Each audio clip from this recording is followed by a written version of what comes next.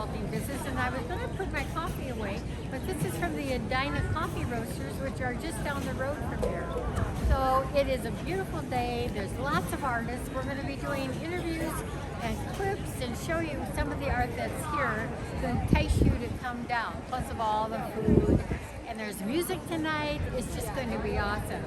So welcome to the Edina Art Fair. As you may know, this is our new neighborhood because we moved on to 50th in France last August. And we are so excited about being here, we wanted to share it with you.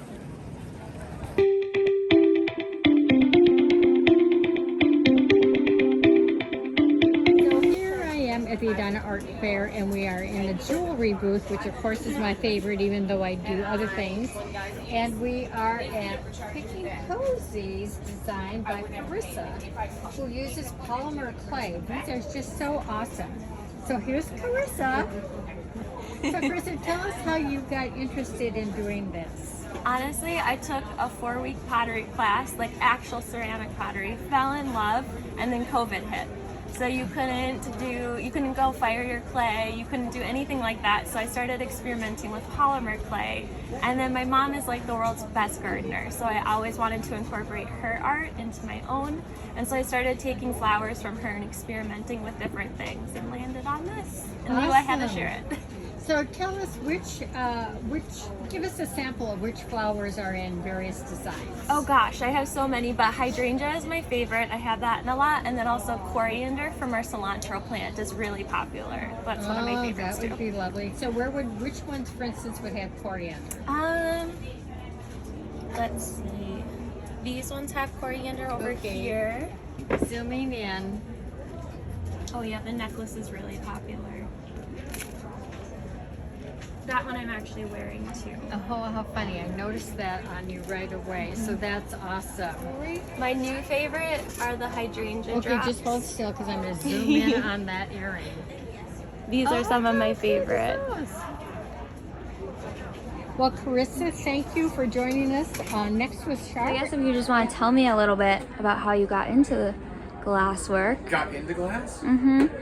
Well, I was going to draw comic books, and I took a glass blowing class when I was in college at MCAT. Back this up.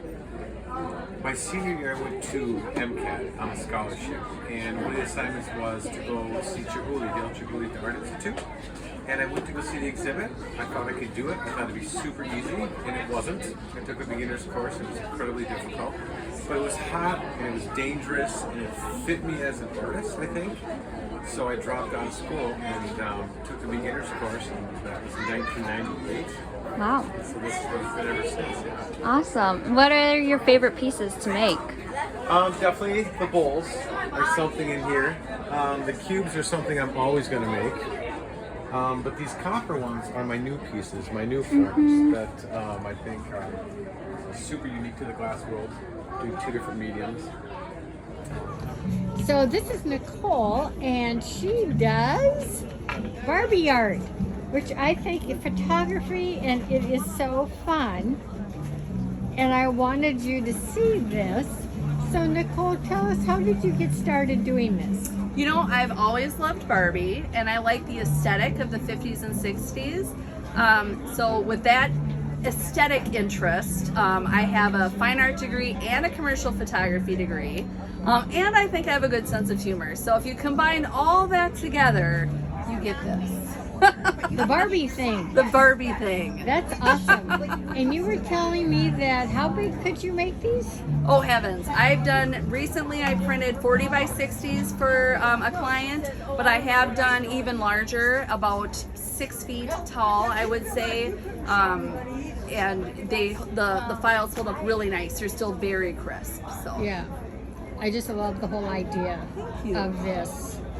So I wanted to just say, have people make sure they come down and see the Barbie art. Yep. All right, so my name is Megan Morell. I have my own little small business, Megan Morell Illustration. I am an artist, and typically my work revolves around conservation. So oftentimes I'll paint different plants, animals, insect species that are all in need of conservation and usually hyper-local. So for me, one of the big drives behind the work that I do is to bring awareness to different species that need to be protected. Awesome.